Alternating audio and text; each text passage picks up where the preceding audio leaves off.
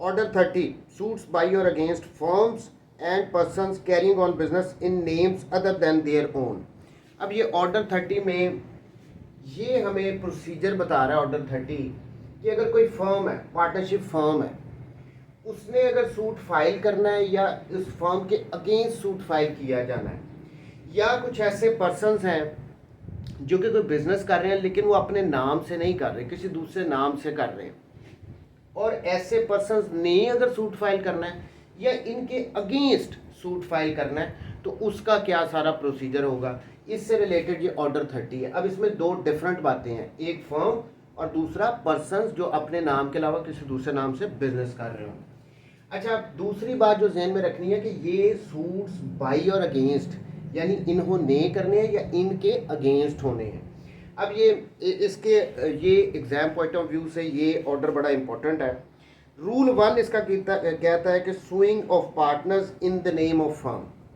अब अगर तो पार्टनर्स ने सू करना है या पार्टनर्स को सू किया जाना है तो वो कह रहे हैं हेडिंग के अकॉर्डिंगली कि भाई आप फर्म के नाम पे उनको सू करोगे। फॉर इंस्टेंस ये एक फर्म है, ये एक फर्म है, इसका कुछ भी नाम हो सकता है, इसके पार्टनर्स हैं, ए पार्टनर है, इसका बी पार्टनर है, इसका सी पार्टनर है, इसका डी पार्टनर है।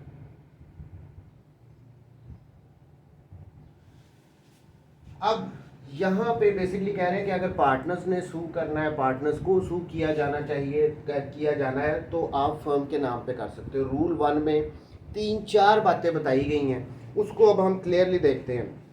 सब रूल 1, एनी 2 और मोर पर्सन्स क्लेमिंग और बीइंग लायबल एज पार्टनर, 2 या 2 से ज़्यादा पर्सन्स जो कि किसी फर्म के पार्टनर हैं, इन्होंने ये क्लेम कर रहे हैं, इनके क्लेम्स हैं, क्लेमिंग आ गई ना, या ये बीइंग लायबल है, इनके अगेंस्ट किसी दूसरे पर्सन का कोई क्लेम है और वो सूट फाइल करना चाहता है। सो दोनों बातें आ गई।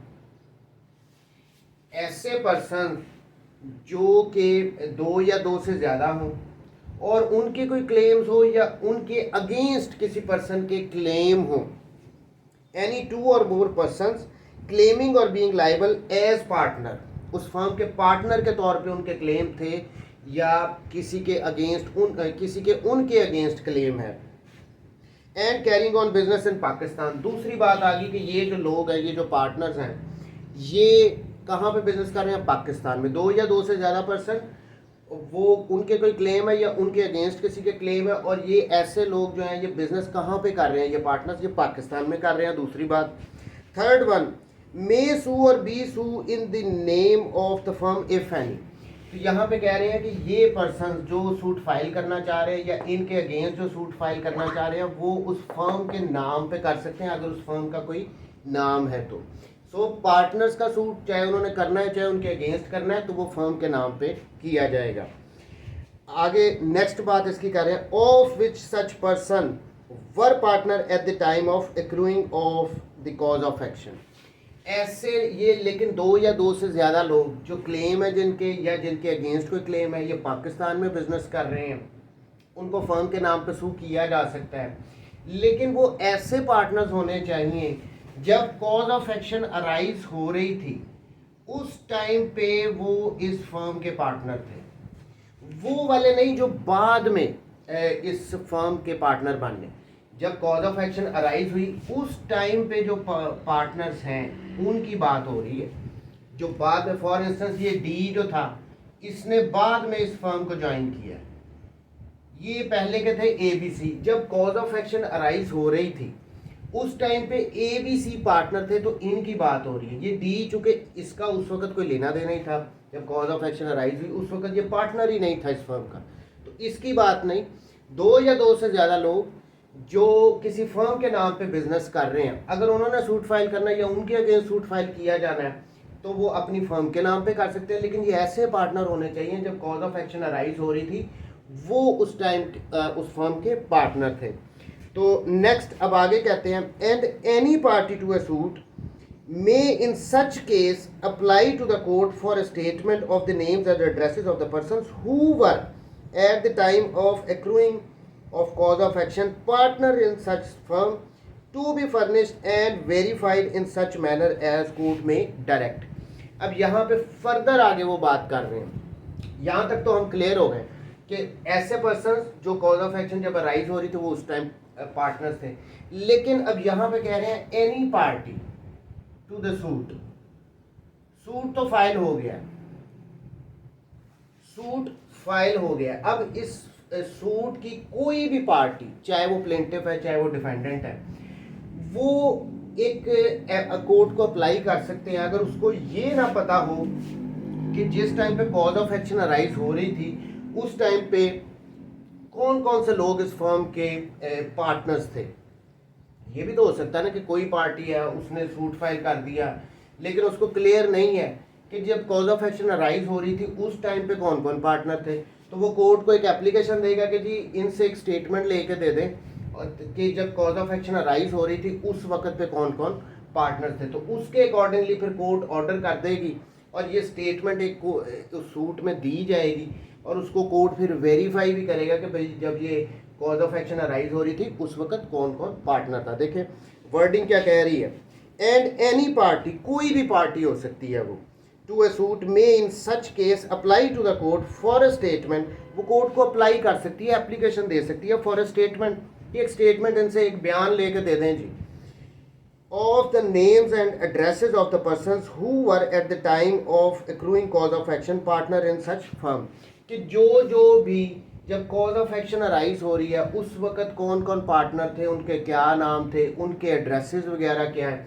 इससे रिगार्डिंग आप इनकी एक स्टेटमेंट ले दें। तो ये इसके फिर बाद में to be furnished and verified in such manner as court may direct, तो उसके रिगार्डिंग फिर कोर्ट ऑर्डर कर सकती है कि भी बताओ जब ये कॉज ऑफ एक्शन अराइज हो रही थी उस वक्त कौन कौन पार्टनर था, उनके नाम बताओ, उनके एड्रेस बताओ, फिर कोर्ट उनको वेरीफाई भी कर सकती है। सो इसका रूल 1 क्लियरली ऑर्डर 30 का हमें ये बता रहा है कि जो पार्टनरशिप फर्म होगी अगर उसने सूट फाइल करना और उसके अगेंस्ट अगर सूट फाइल करना उसके 2 या 2 से ज़्यादा पार्टनर्स ने अगर, तो वो फर्म के नाम पे करेंगे और वो ही पार्टनर्स जो जब कॉज ऑफ एक्शन अराइज हो रही थी वो उस टाइम पे पार्टनर थे। अगर नहीं पता तो कोई भी पार्टी कोर्ट को एप्लीकेशन दे सकती है कि जी हमें इनसे स्टेटमेंट लेके दे दें।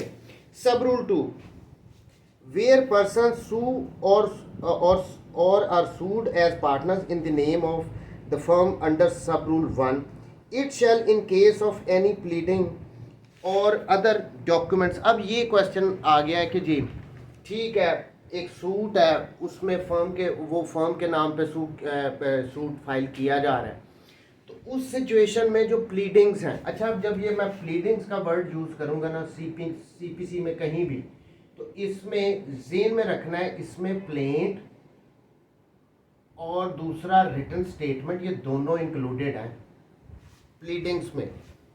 सो यहाँ पे कह रहे हैं कि अगर ये फर्म के नाम पे सू तो कर लिया लेकिन जो प्लीडिंग्स होंगी, प्लेंट होगी, रिटन स्टेटमेंट होगी या दूसरे कोई भी डॉक्यूमेंट्स हैं, उनको साइन कौन करेगा, उनको वेरीफाई कौन करेगा। सूट तो आपने फाइल कर लिया फर्म के नाम पे लेकिन इनको किसने भाई साइन करना है, इनको किसने वेरीफाई करना है। अब इससे रिलेटेड सब रूल 2 में बताया गया वेयर पर्सन सू और सूड as partners in the name of the firm under sub rule 1, it shall in the case of any pleading or other documents required by or under the code to be signed, verified or certified by plaintiff or the defendant, suffice if such pleading or other document is signed, verified or certified by any one of such persons। अब यहाँ पे ये कह रहे हैं कि जब firm के अगेंस्ट सूट फाइल कर लिया है हमने, तो यहाँ पे चाहे प्लेंट है, चाहे रिटन स्टेटमेंट है या उसके अलावा कोई भी डॉक्यूमेंट्स हैं, फर्म के नाम पे तो सूट फाइल किया गया है, तो उनमें से कोई एक भी पार्टनर उस प्लेंट को, रिटन स्टेटमेंट को या दूसरा कोई भी डॉक्यूमेंट्स है, कोई एक भी अगर साइन कर देता है, उसको वेरीफाई कर देता है, उसको सर्टिफाई कर देता है, तो वो फर्म के नाम पे हो जाएगी, वो इनफ होगा। ज़रूरी नहीं कि एक हर पार्टनर के प्लेंट पे या रिटन स्टेटमेंट पे एप्लीकेशनों पे साइन हो, ज़रूरी नहीं है, किसी एक ने कर दिया वो सब की तरफ से हो जाता है। suffice if such pleading or other document is signed, verified or certified by any one of such person। किसी एक ने भी कर दिया ना वो इनफ होगा। Explanation, this rule apply to a joint Hindu family trading partnership, जो हिंदू फैमिली है ट्रेडिंग पार्टनरशिप में वो कर रही है उसका ये सारे ऑर्डर उस पर भी अप्लाई होगा। Rule 2, disclosure of partners name. अच्छा, ये रूल 2 भी बड़ा इंपॉर्टेंट है। इसका सब रूल 1 कहता है wear suit is instituted by partners in the name of their firm. अब यहाँ पे इसी एग्जांपल में चलते हैं। ये पार्टनर्स थे इस फर्म के, इन्होंने फर्म के नाम पे किसी के अगेंस्ट एक सूट फाइल कर दिया। फॉर इंस्टेंस ये ई है पर्सन, इसके अगेंस्ट इन्होंने सूट फाइल कर दिया। ये पार्टनर्स ने फर्म के नाम पे एक पर्सन के अगेंस्ट सूट फाइल कर दिया, ये डिफेंडेंट हो गया हमारा। अब यहाँ पे ये जो डिफेंडेंट है ये इन प्लेंटिफ से या इनका जो प्लीडर था उनसे इन राइटिंग डिमांड कर सकता है।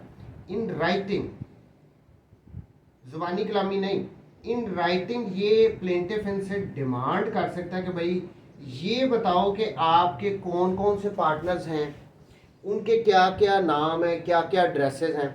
तो ये इसके पास राइट है और ये ड्यूटी बाउंड होंगे ये प्लेंटिफ्स या इनका प्लीडर। जब इन राइटिंग डिमांड की जा रही है, डिफेंडेंट इनको कह रहा है, तो ये ड्यूटी बाउंड है, ये बताएंगे, डिस्क्लोज करेंगे कि इस फर्म के कितने पार्टनर्स हैं और उनके क्या क्या नाम वगैरह। देखें, where a suit is instituted by partners in the name of their firm, the plaintiff or their pleaders, ये प्लेंटिफ और इनके जो प्लीडर हैं, जो इनका वकील वगैरह है, shall on demand in writing by or on behalf of defendant, defendant या उसके बिहाफ पे इन राइटिंग जब इनसे डिमांड किया जा रहा है।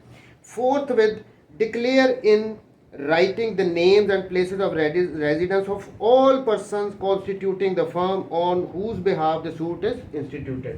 तो जब भी ये सूट फाइल कर रहे हैं फर्म के नाम पे पार्टनर्स, तो जो डिफेंडेंट है एक है या ज़्यादा है, उनमें से कोई भी इन राइटिंग डिमांड कर सकता है इन प्लेंटिफ से या इनके प्लीडर से कि भाई बताओ कि आपके कौन कौन से पार्टनर हैं, उनके नाम क्या है, उनके एड्रेस वगैरह क्या है, और ये फिर बताएंगे, ये ड्यूटी बाउंड होंगे, डिक्लेयर करेंगे, डिस्क्लोज करेंगे कि इनके कौन कौन से पार्टनर हैं। अब आगे अगर ये फेल हो जाते हैं, नहीं करते, तो उसके क्या कॉन्सिक्वेंसेज हैं। सब रूल 2, वे द प्लेंटिफ्स और देयर प्लीडर्स, जहाँ पे प्लेंटिफ या उनका जो भी प्लीडर्स हैं fail to comply with any demand made under sub rule 1। Sub rule 1 में डिमांड की गई थी, वो फेल हो गए, कंप्लाई विद नहीं किया, उन्होंने बताया ही नहीं है, डिस्क्लोज नहीं किया। All proceedings in the suit may upon application for that purpose be stayed upon such terms as the court may direct. तो यहाँ पे कोर्ट एक तो इन्होंने राइटिंग डिमांड कर ली प्लेंटिफ से कि जी बताओ आपके पार्टनर्स कौन से हैं, इन्होंने नहीं की। तो इस सिचुएशन में ये जो हमारा डिफेंडेंट है ये कोर्ट में एप्लीकेशन देगा कि भाई हमने तो इनसे डिमांड किया था इन राइटिंग के, बताओ आपके कौन कौन से पार्टनर्स हैं। तो यहाँ पे कोर्ट क्या करेगी, जो ये सूट की प्रोसीडिंग्स होंगी उनको स्टे कर देगी, उसके साथ वो कोई कंडीशंस वगैरह भी लगा सकती है कि भाई आप डिस्क्लोज करो, 1 हफ्ते के अंदर करो, 10 दिन के अंदर करो, ये कोर्ट पे डिपेंड करता है। बहरहाल सब रूल 2 में कहा है कि अगर इन्होंने डिस्क्लोज नहीं किया जब इनसे इन राइटिंग डिमांड की थी, तो इस सिचुएशन में अगर ये एप्लीकेशन लगा देता है डिफेंडेंट कोर्ट में, तो उस सूट की प्रोसीडिंग्स को कोर्ट स्टे कर देगी। Be stayed upon such terms as the court may direct. अब टर्म्स क्या हो सकती है, कोर्ट कह सकती है कि हफ्ते के अंदर डिक्लेयर करो, टाइम दे सकती है उनको, और अगर नहीं करोगे तो फिर आगे।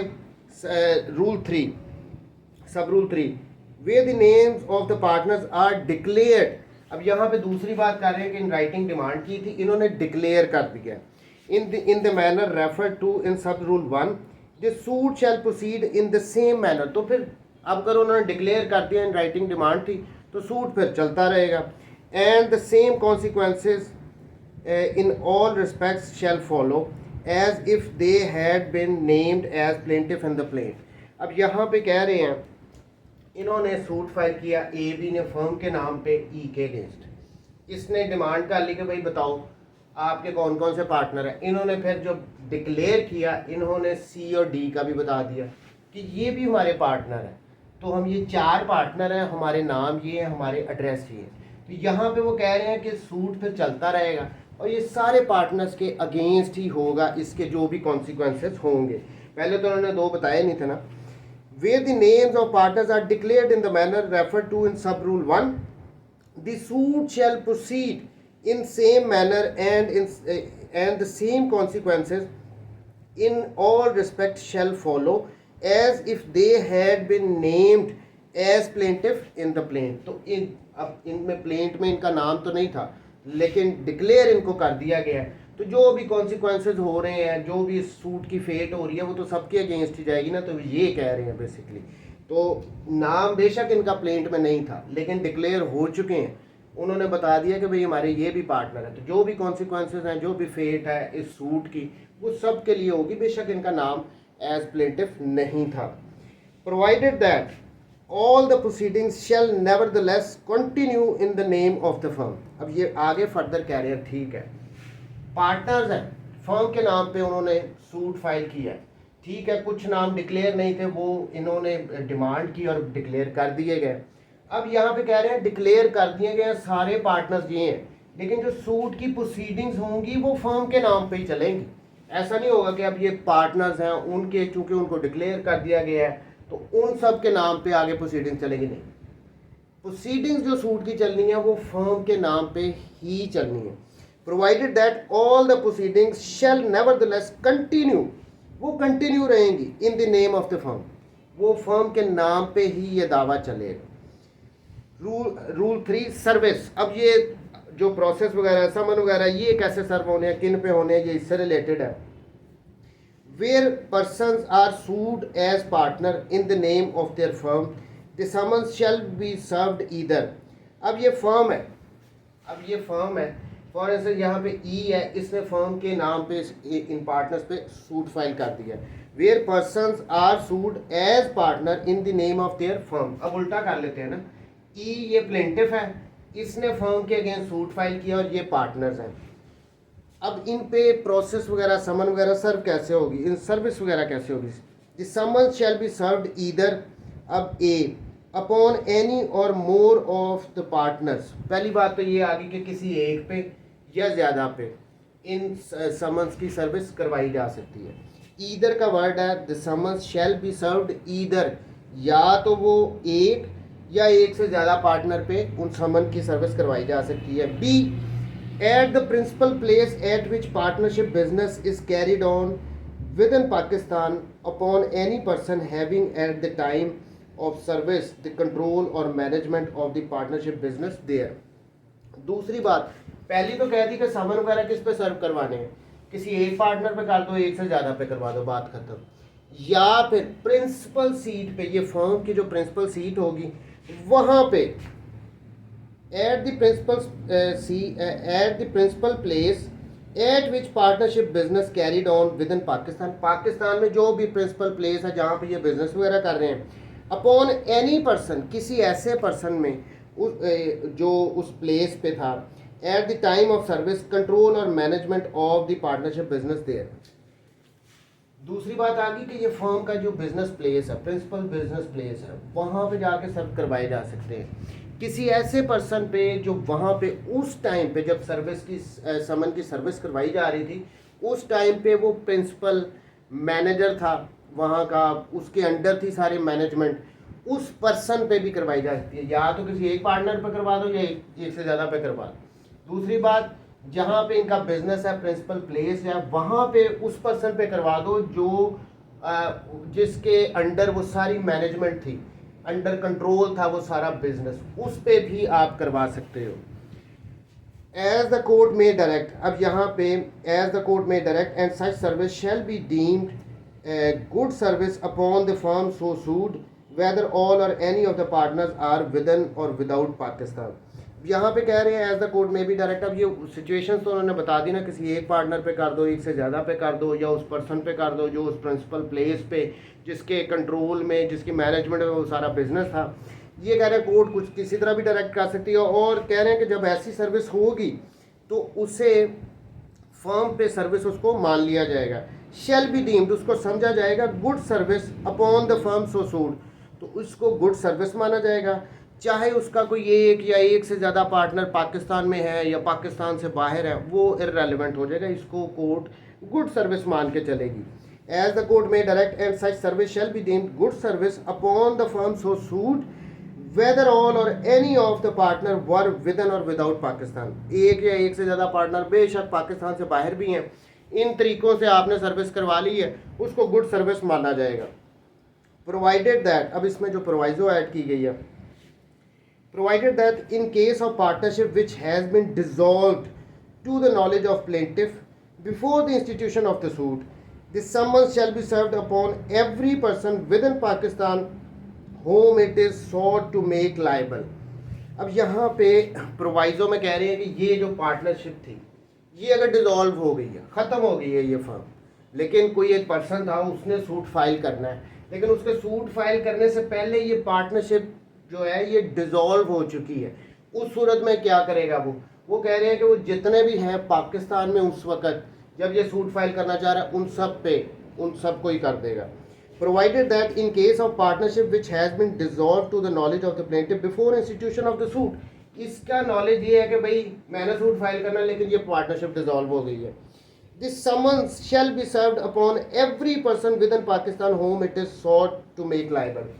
तो इनमें से जितने भी लोग पाकिस्तान में हैं जिनको इसने लायबल बनाना है, जिनके अगेंस्ट इसके क्लेम है, वो कह रहा है कि यहाँ पे कह रहे हैं कि ये इन सब पे जो पाकिस्तान में हैं उस टाइम बेशक पार्टनरशिप डिसॉल्व हो चुकी है, उन सब को समन करवाएगा। जब पार्टनरशिप डिसॉल्व हो गई है और किसी ने सूट फाइल करना है तो जितने भी पाकिस्तान में हैं जिनके अगेंस्ट उस पर्सन का क्लेम है वो उन सब को समन करेगा। वैसे नॉर्मल केस में क्या था कि किसी एक या एक से ज़्यादा को करवा सकते हो, लेकिन अगर डिसॉल्व हो चुकी है तो फिर जो भी पाकिस्तान में उन सब को समन की सर्विस करवानी पड़ेगी।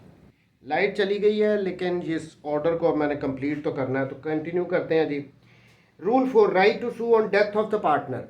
अगर किसी एक पार्टनर की डेथ हो जाए तो उस सिचुएशन में क्या होगा, देखें सब rule 1, notwithstanding anything contained in section 45 of the contract act 1872, वो कह रहे हैं ये कॉन्ट्रैक्ट एक्ट उसके जो सेक्शन 45 में कहा गया उसको साइड पर रख दो, इस रूल को मान के चलो। अब ये रूल में कहा क्या गया है, वे 2 or more persons sue or be sued in the name of the firm under the foregoing provisions and any of such person dies whether before the institution or during the pendency of the suit, it shall not be necessary to join the legal representative of the deceased as a party to the suit। अब यहाँ पे सब rule 1 में एक general rule बता दिया गया है।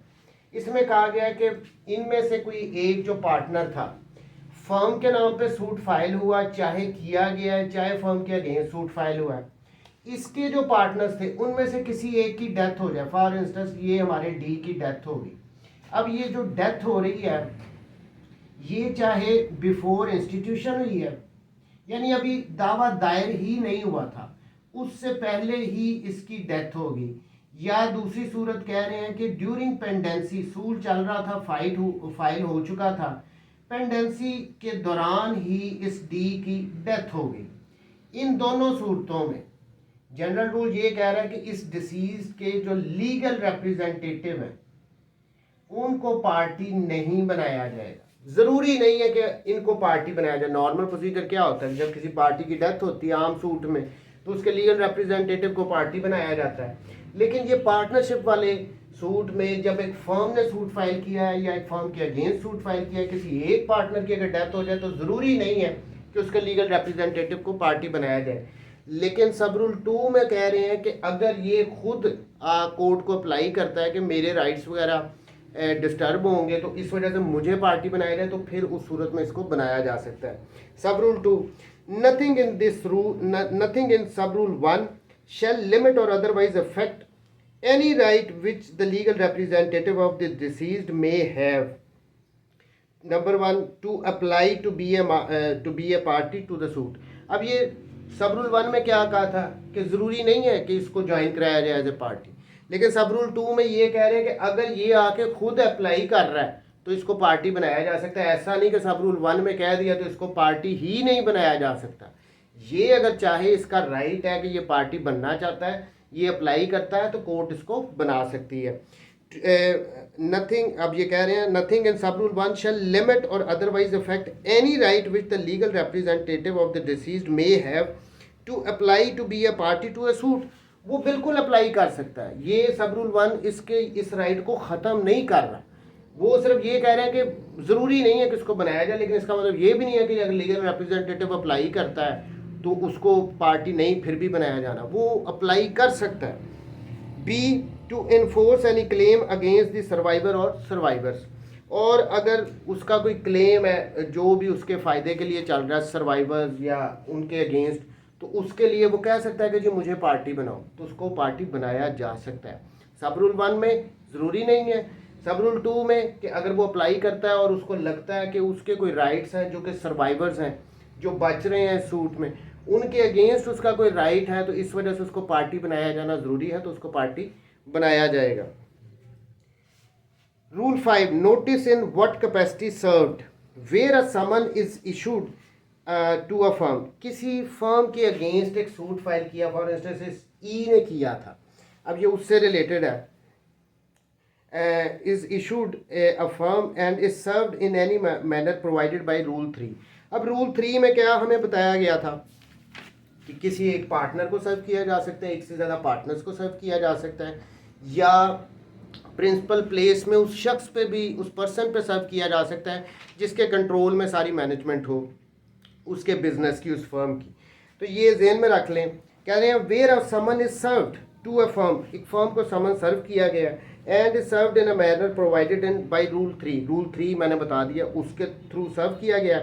Every person upon whom it is served shall be informed by notice in writing given at the time of such service whether he is served as a partner or as a person having control or management of the partnership business।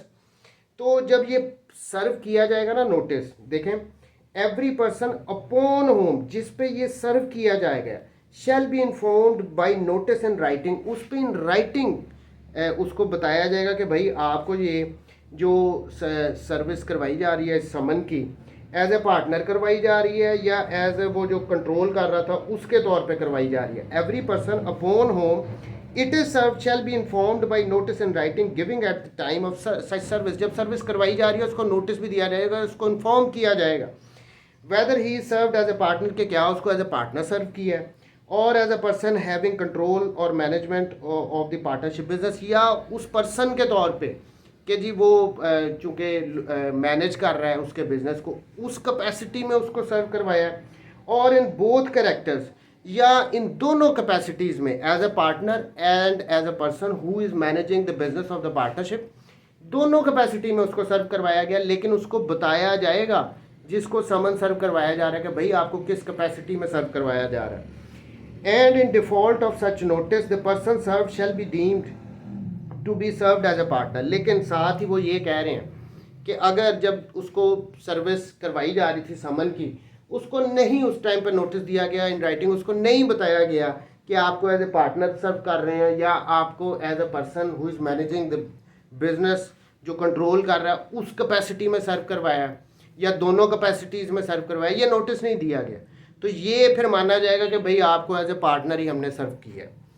The person serve shall be deemed, उसको समझा जाएगा to be served as a partner. As a partner अगर करवा रहे हैं और वो ये नोटिस वगैरह नहीं दिया गया तो यही समझा जाएगा।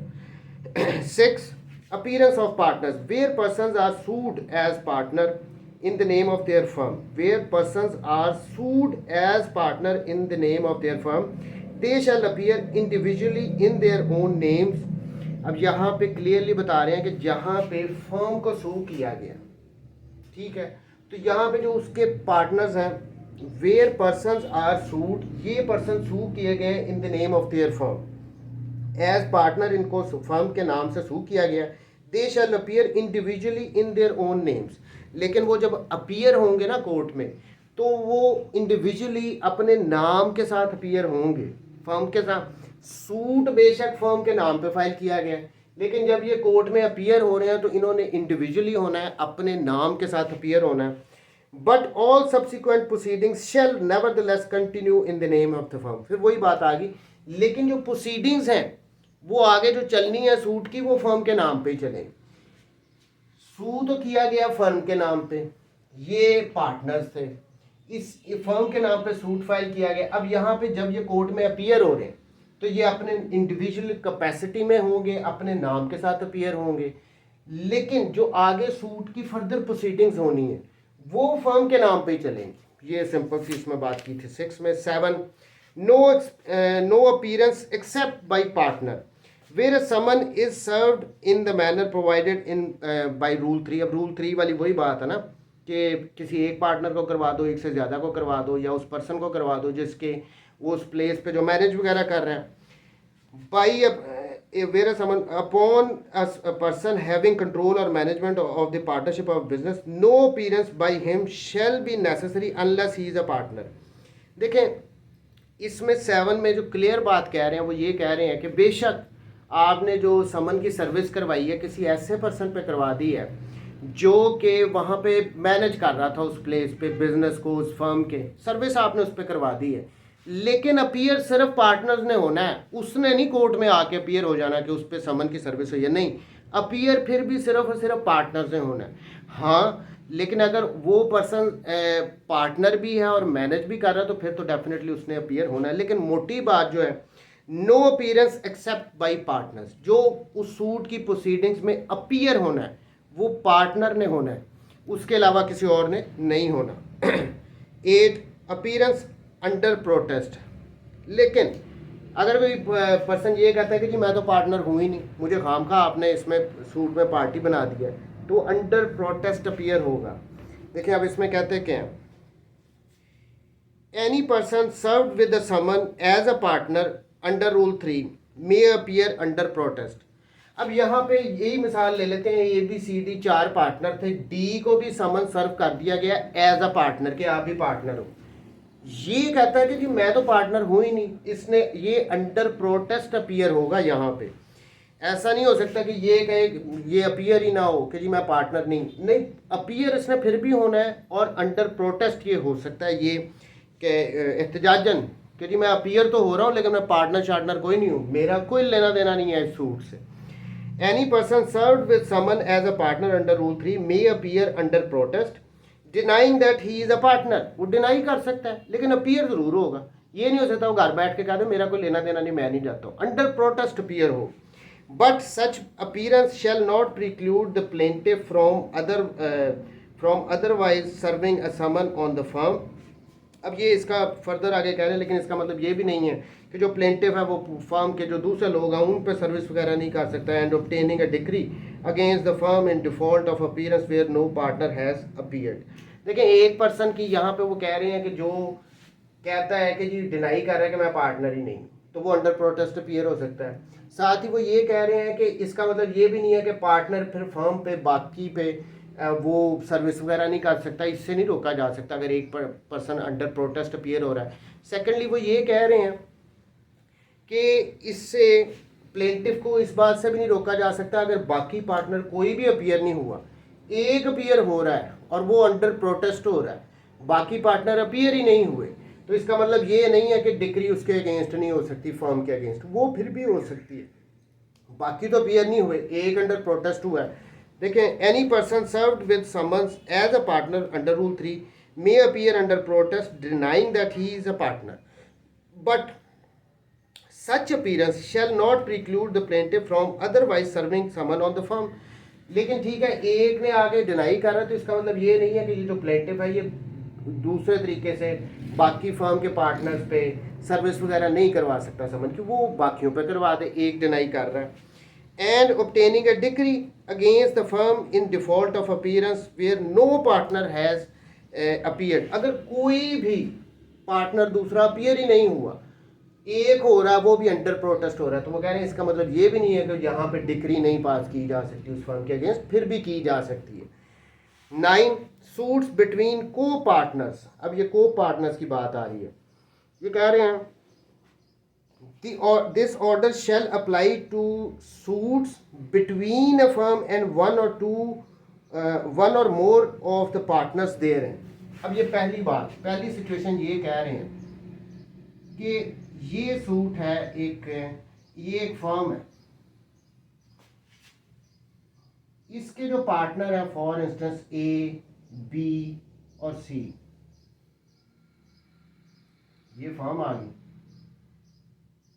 ये कह रहे हैं कि ये जो ऑर्डर 30 है इसके रूल्स अप्लाई होंगे अगर फर्म के कुछ पार्टनर्स हैं आपस में, इनका कोई इख्तलाफ हो गया और इन्होंने आपस में कोई सूट फाइल कर दिया।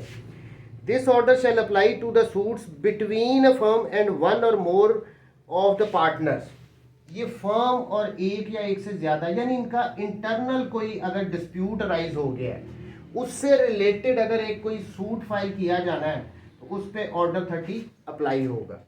फर्म और इसके पार्टनर्स के दरमियान, चाहे वो एक पार्टनर है चाहे दो पार्टनर है, जितने भी पार्टनर्स का डिस्प्यूट राइज हो रहा है, यानी विद इन फर्म ही ये सारा जो भी डिस्प्यूट राइज हो रहा है उससे रिलेटेड अगर सूट फाइल किया जाता है तो ऑर्डर 30 के सेक्शंस अप्लाई होंगे। दूसरी बात कह रहे हैं and to suits between firms having one or more partners in common, या दूसरी सिचुएशन ये कह रहे हैं कि एक ये फर्म ए है, एक ये फर्म बी है, ये दो फर्म्स हैं। अच्छा, अब इनके दरमियान अगर सूट फाइल हो रहा है इन दो फर्म्स के दरमियान और इसमें कुछ पार्टनर्स जो हैं वो कॉमन है, यानी इसके पार्टनर्स हैं सी, डी और ई। अब इसके पार्टनर हैं सी और डी, दो ही पार्टनर हैं। अब ये दोनों कॉमन हो गए ना दोनों फर्म्स के। अब इन फर्म्स के दरमियान भी अगर कोई सूट फाइल होगा तो, और जहाँ पे कुछ पार्टनर्स जो हैं वो कॉमन है, तो इस सूरत में वो कह रहे हैं फिर भी ऑर्डर 30 अप्लाई होगा। देखें,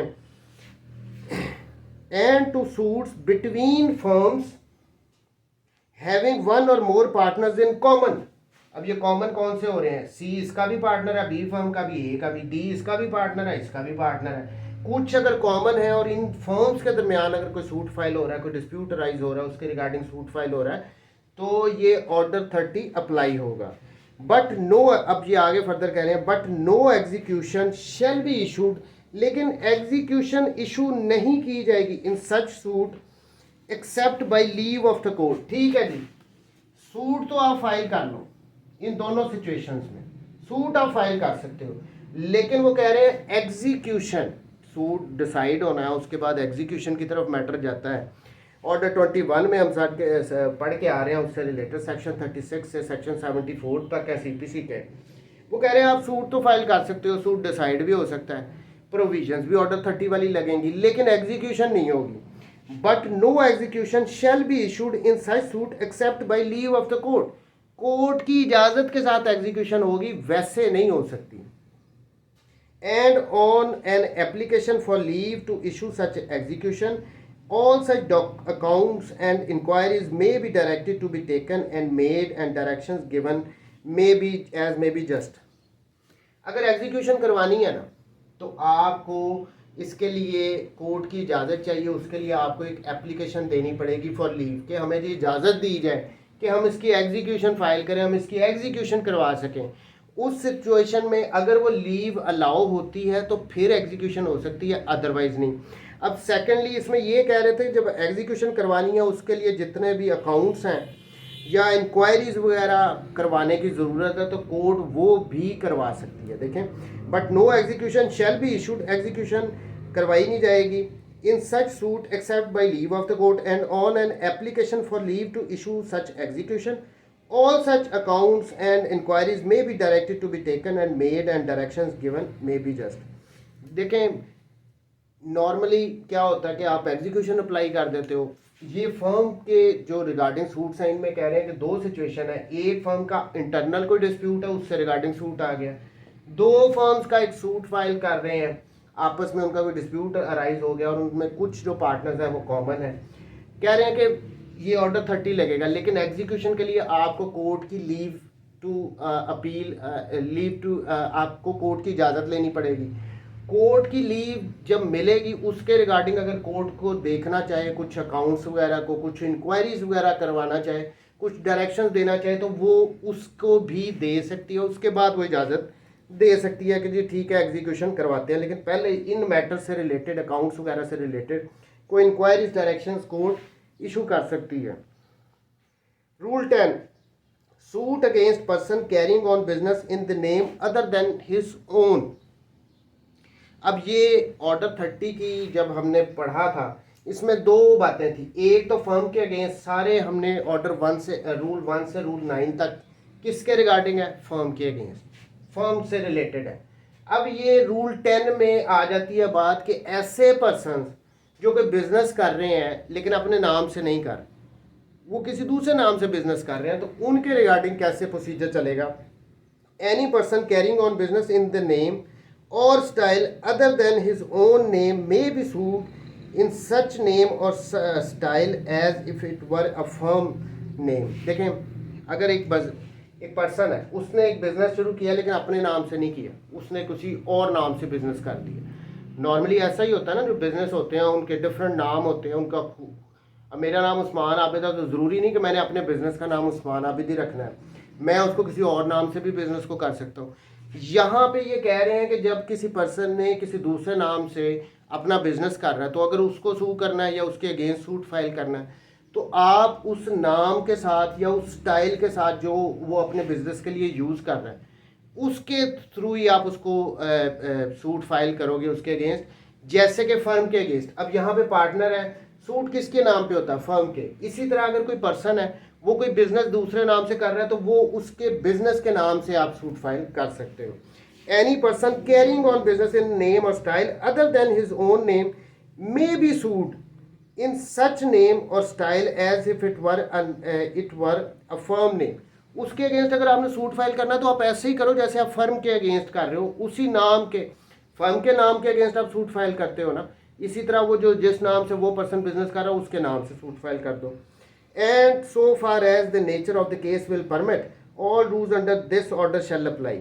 और वो कह रहे हैं कि सूट की नेचर पे डिपेंड करता है, लेकिन जितने भी इस किस्म के सूट होंगे जो किसी पर्सन के अगेंस्ट करना है, वो डिफरेंट नाम से एक बिजनेस कर रहा है, तो जितने भी ये ऑर्डर 30 के रूल्स हैं ना, वो जितने भी एप्लीकेबल हैं उनको ही यूज़ किया जाएगा। यही सारा प्रोसीजर रूल 1 से रूल 9 वाला यहाँ पे भी अप्लाई होगा। तो ये था ऑर्डर 30, बड़ा इंपॉर्टेंट था, थोड़ा टेक्निकल भी है, लेकिन इसमें दो बातें हैं, फर्म्स और ऐसे पर्सन्स जो अपने नाम के अलावा किसी दूसरे नाम से बिजनेस कर रहे हो, इनके सारा प्रोसीजर ऑलमोस्ट सेम है। ये रूल 10 में इनको क्लियर इन्होंने बता दिया है।